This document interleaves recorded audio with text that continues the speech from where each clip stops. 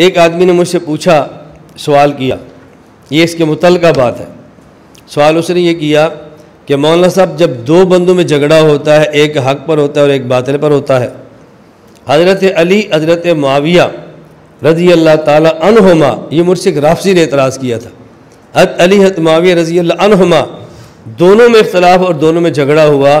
آپ بتائیں دونوں میں حق پر کون ہے اور دونوں میں باطل کون ہے؟ میں نے کہا یہ اگر تمہارا سور مان لیا جائے کہ جب دو بندوں میں جھگڑا ہوتا ہے تو ایک حق پر ایک باطل پر ہوتا ہے، تو میرا سوال یہ ہے حضرت موسیٰ اور حضرت ہارون علیہ السلام میں اختلاف ہوا اور حضرت موسیٰ کو اتنا غصہ چڑھا کہ آپ نے حضرت ہارون کے سر اور داڑھی کے بالوں سے پکڑ کے گھسیٹا،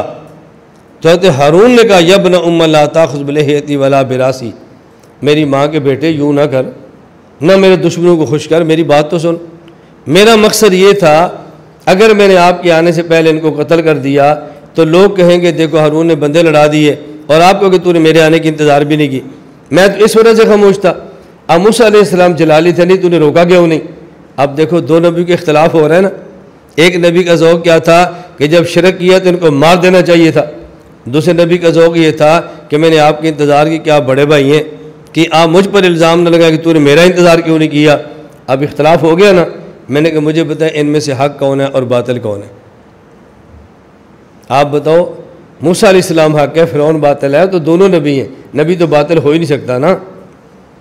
مجھے وہ کہنے لگا کہ جی وہ تو نبی تھے نا، اگر دو نبیوں میں جھگڑا ہو جائے اور ایک نبی غلطی پر ہو بھی تو پھر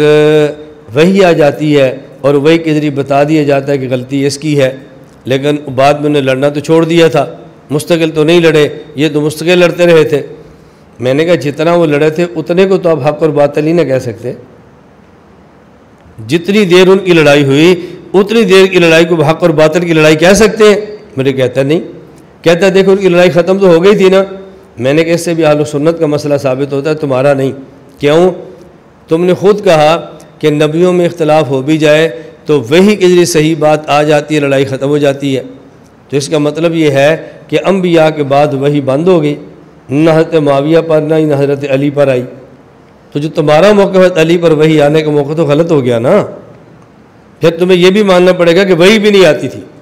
تو اگر تم ایک جگہ سے نکلو گے تو دوسری جگہ پھر پھنسو گے۔ میں صرف یہ بتانا چاہ رہا ہوں کہ دیکھو